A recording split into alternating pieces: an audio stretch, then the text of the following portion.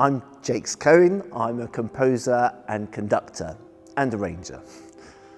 I'm very excited to be in this beautiful church in Harrow to record an opera I wrote, a chamber opera I wrote, or to be more precise, an operatic monodrama for soprano and string quartet that I wrote a few years ago called The Lady of Satis House, which, as the title suggests, is about Miss Havisham from Charles Dickens' novel Great Expectations.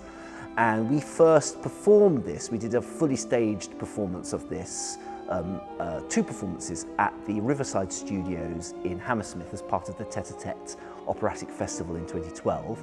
And I've made a few little changes and improvements, and we're recording it. I'm very excited to be recording it here with the wonderful Tippett Quartet and Marie Vassiliou, who is the soprano for whom it was originally written for.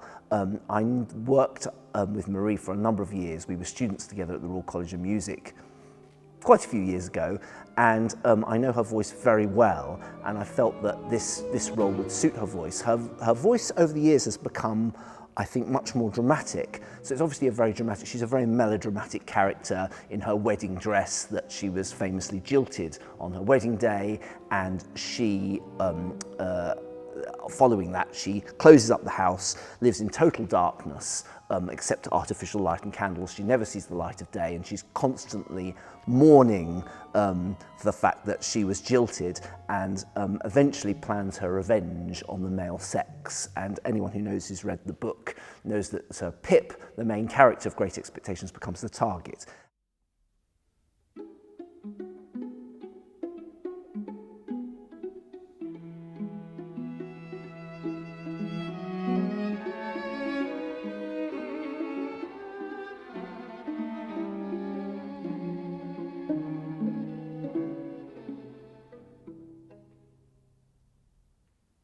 I hear that Pip has a secret patron. He is to be a gentleman after all. He thinks that I am his benefactress. I'm so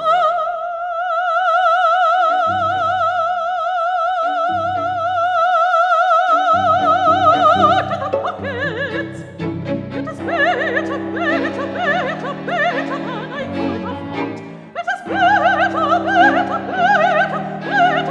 better than I could have hoped. It is better than I could have hoped. And so Pip's come to take his leave of me. So she is the only character, but also the other characters appear, Pip and Estella and so on. And the way it works actually very simple is that when the other characters are speaking, that's just represented in the music in various ways, and Marie speaks those parts. She always sings as Miss Havisham. The singing is sort of because it embraces the sort of mentalism of opera, because obviously we all know, I mean, people who have a problem with opera, it's because it's weird that people sing. And of course we all know that people don't sing when they're communicating primarily in real life, whereas with a character like this, she's so over the top, it sort of makes sense of her insanity. Which the insanity increases as the piece goes on. And a string quartet seemed a very obvious medium. Surprisingly, there are very few works for string quartet and voice, which is strange because it's such a great medium. And you could imagine perhaps that the quartet who played at the original, who were booked to play at the original wedding and somehow got stuck there. That was sort of a way in which we made it work dramatically when it was staged.